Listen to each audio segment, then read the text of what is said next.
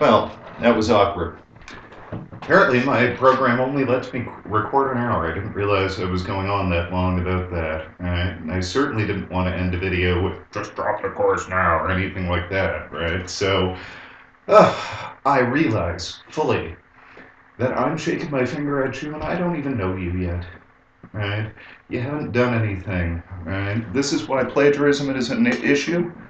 I It's why I say this gatekeeper function is my least favorite part of teaching. Right? It's my least favorite because it puts me in a position where I've got to criminalize you, even though you haven't done anything. Right? Which, in terms of ethics, I mean, it's not viable, really. Right? So it basically what I'm trying to do is it gets you to engage in a little bit of cost-benefit analysis with regard to your decisions on how you engage with this course. I love this material, right? This is a phil course, right? It's philosophy, and philia, one of the root words of philosophy, is a form of love, right? I love this material, and I love talking about this material, and I love engaging with this material. And if you want to do that with me, this is great. This is going to be wonderful. We're going to have a fun semester. Fun, right? So this is the upbeat part of the video here, right? Now, the next thing, the last thing, really, I want to discuss with you that's just procedural and relates to the syllabus is the grading scheme. Right. So in part two of the video, we'll go over the grading scheme, which is different. You're probably going to panic if I throw 80% at you. You're freaking out because you're thinking you're going to be, right? Well, on the second to last page of my syllabus, page 3, what you will find is a grading scheme. Your percentage on any given assignment corresponds to the letter grades as indicated on the chart below. And what this chart is, frankly, I cut and pasted it from, I think it was the University of Windsor. This is a standard letter grade to percentage grade conversion chart from a Canadian institution. It's just what I grew up with. Right? And you'll see it looks different, but it's not at all. Right? Your A is still an A, your B is still a B, your C is still a C. Right? The percentage numbers that I throw at you is they're arbitrary, they're conventions, that sort of thing. Really, in a sense, they're just a record-keeping system, right? An arbitrary one at that. Right? And Oakland University even recognizes that and leaves this completely up to me. So the first thing you'll notice is all the way from 80 to 100%, that's the A range. Right? So you get an 80%, you get 24 out of 30 on one of your exams. That means you just got an A minus, which is pretty darn good. Right? B is the 70s. Right? C is the 60s. D is the 50s, and anything lower than a D is an F of some sort. Right? There's no such thing as F and F minus. That's just there because it's there. In either case, that just means you don't get credit for the course. Right? So anyhow, that's how your percentage grades relate to your letter grades. And now let me show you how this doesn't matter at all. Basically, all the office of the registrar ever sees from me, right? It's not your percentage grade. It's not even your letter grade. But if you flip the page over to page 4, what you'll find is that Oakland University gives me a letter grade point grade conversion chart, right? So an A plus is for 4.0, 3.8 and 3.9 are in the A range, 3.6 and 3.7 are in the A minus range. This is straight from the office of the registrar. So when I submit your grade at the end of the semester, I calculate your percentages all up on the basis of the previous chart there and get a letter grade. Then I take that letter grade and I convert it into a 4-point grade. And your 4-point grade, which you're absolutely familiar with, gets submitted to the office of the registrar. So effectively, your A is still an A, your B is still a B, your C is still a C. Right? So that's what we're looking at. Now, you'll probably notice on my assignments, 4.5 is a pretty darn good grade out of 5 for one of these assignments, right? And frequently, if you hit 4.5, right? When I evaluate these assignments, the first thing I do is I post an assessment key. Right?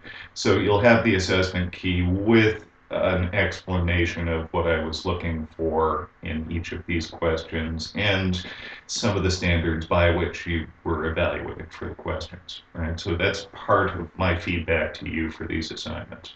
Again, there are a lot of you. So when you submit your exam, I have better than 100 of these to get through and respond back with comments to. So the assessment key is to keep the comments somewhat minimal. You'll find on the first exam, I give you a lot of comments, slightly less on the second exam, and on the final, well, they have me submit my final grades 48 hours after I get the final exams in. So there's no time for comments. Right, so that's the way you'll have diminishing comments from me. But a 4.5 out of 5, I consider you rocked it. You did really, really well. So frequently I'll just go 4.5 good, uh, because you did really well. Now, in addition to the nuts and bolts of this, in addition to the percentage to letter grade conversion, and in addition to the Oakland University Office of the Registrar official letter grade to grade point conversion chart, I've composed a section on this syllabus called "What Your Grade Means." This is, most of the things on this syllabus are only here because I've had problems in the past.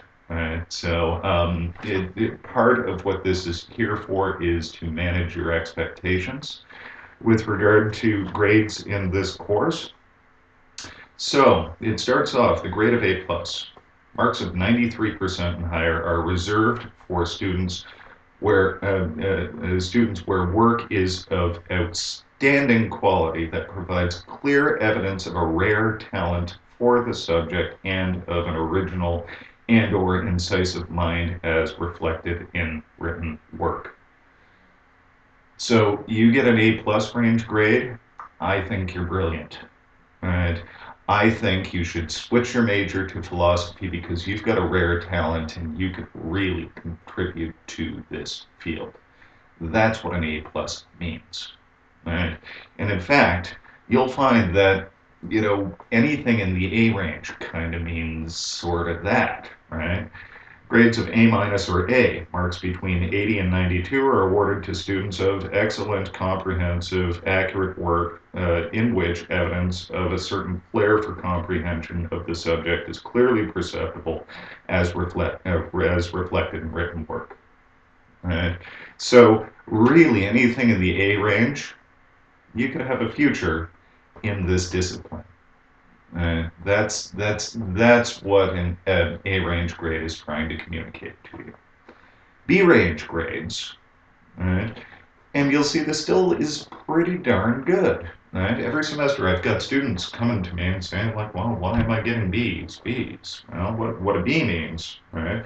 Marks between 70 and 79 are awarded to students who have a sound grasp of the most important goals of the course and whose work may be described as careful, craftsmanlike, competent, and good without being distinguished as reflected in written work, right? You present me with technically the right answer that reflects some understanding of the general problematic and an understanding of the goals of the course, right? That's what a B means, right?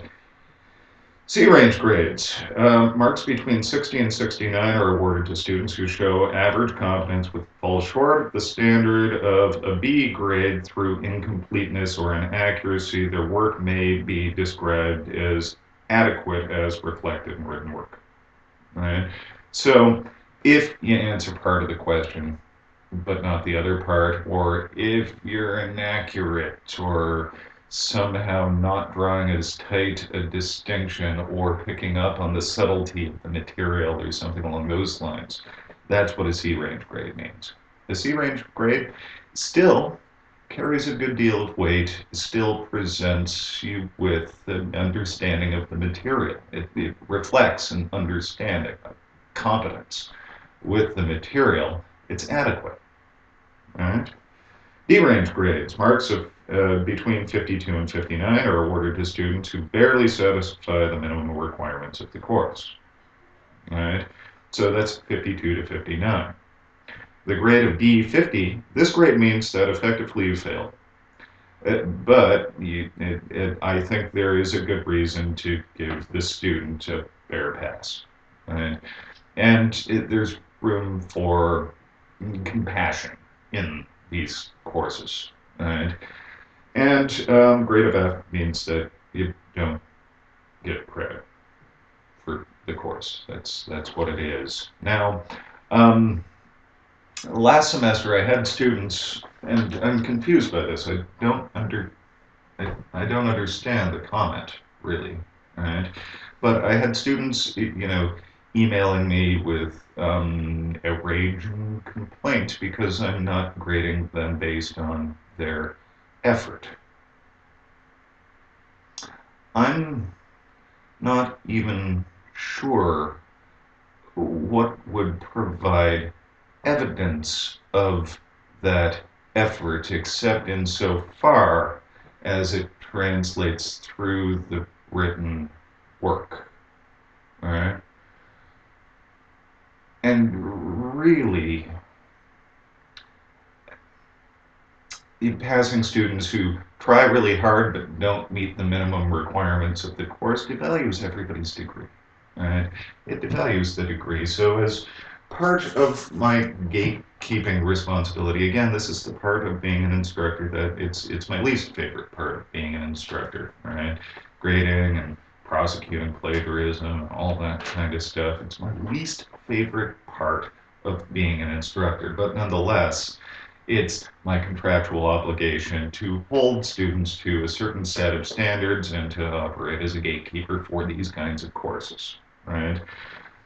This what your grade means section is here to show you what I am communicating to you through these letter and percentage grades. Right? This is what I mean when I issue an A or a B, right? You get an A or a B in this course, you're really doing something quite remarkable. Right? Now, like I say, this what your grade means thing, it's actually a heavily modified version of something an old professor of mine in graduate school gave me. But there have been informal discussions of this at Oakland University and at about every university I've ever been associated with. Right? In the past, I know instructors in philosophy have been cautioned about giving too high grades automatically, that sort of thing. It's grade inflation, right? And what it does is if you inflate grades so that lots of people are getting A's, A's are meaningless to you, right? Supply and demand, basically, right? And if it is not pinned to some sort of reason, in this case, your comprehension of the material as reflected in the clarity and quality of your written work, your degree is meaningless. Right? You may as well just go to the bathroom, yank out a roll of toilet paper, and call that your degree if people are giving A's for try really hard, as evidenced by, like, what? Nothing. Right? So I'm hoping we will have a really wonderful semester. Like I say, this gatekeeping stuff is, I don't like it. It's not my favorite part of being an instructor for philosophy. Right? My favorite part for engaging with this material with you, the students, is showing you the wonderful nuance of this material. The first two dialogues that we are going to read here, the Apology and the Credo, are wonderful, tragic, tragic stories of the first Western intellectual martyr, right? Who, not only argues for, but through his actions and actually enacts a certain level of integrity and a certain care, right? For things like justice and virtue and that sort of thing. Then after that, we're going to turn to Aristotle, right? Who named his book The Nicomachean Ethics after his nephew, Nicomacheus. And basically, this is at least one part child rearing manual where you're trying to educate and craft the character of the individual. The Nicomachean Ethics holds to its highest standard the notion of virtue, right? And actually links happiness and virtue. So basically, books 1, 2, and 3 of the Nicomachean Ethics are going to give you a strategy by which you can live a good, fulfilled, flourishing, happy life. And if we think about it, right, all of us, we want to be happy. We want to be happy. What is happiness? That's an embarrassing question to ask most people because all of us want to be happy. It's what all action aims at. But we don't even know what it is. Aristotle attempts to define happiness and give us a strategy, right? Through crafting our habits, crafting our actions, crafting our lives, setting our goals in proper proportion and importance with regard to one another in order to answer that basic human question, right?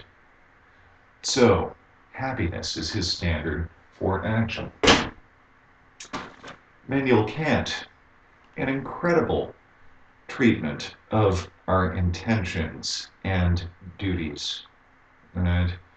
Treating the will behind the action as a good in itself, something that shines through with its full value, right?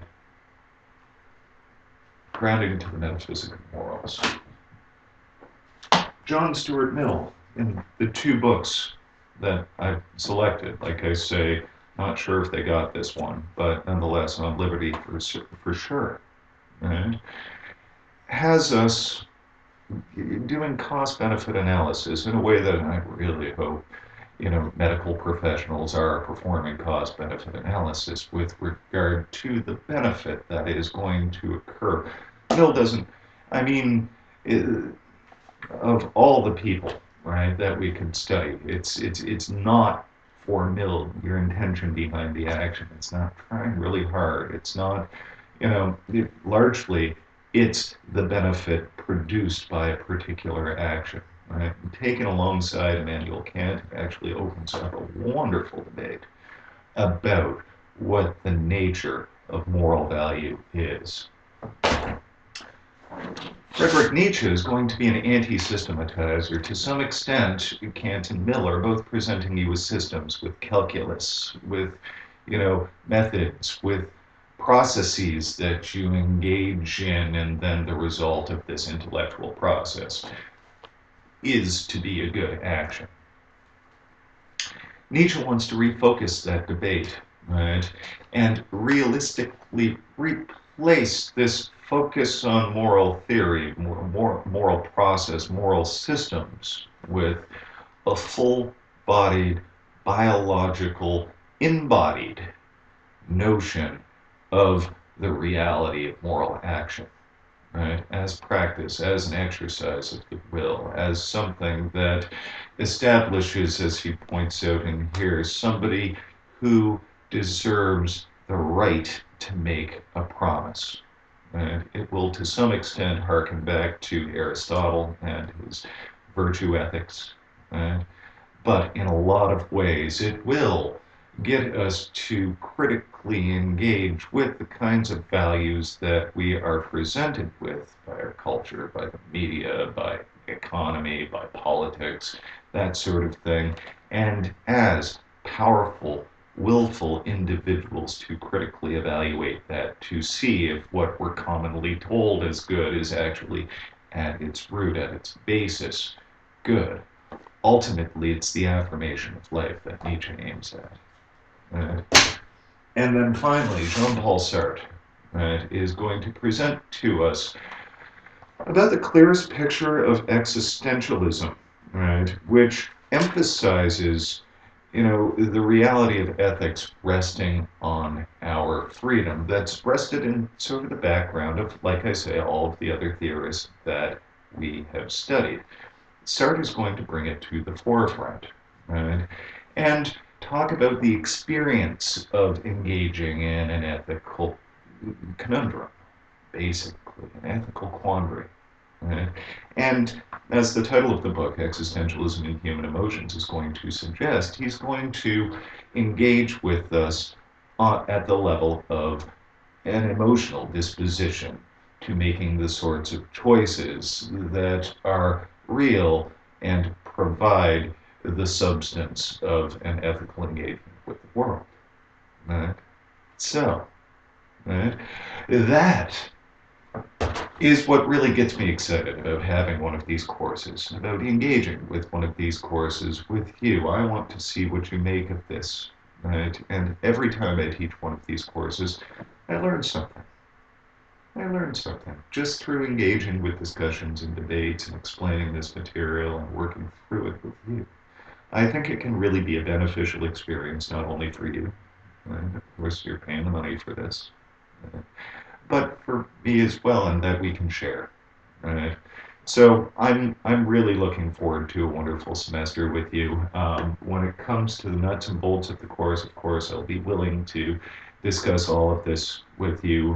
There are rules in place, there are policies in place, and those are generally there to solve problems before they become problems. And my office hours are there to encourage and help you solve your problems before they become problems for you as well. Okay? So I'm really looking forward to a wonderful semester with you.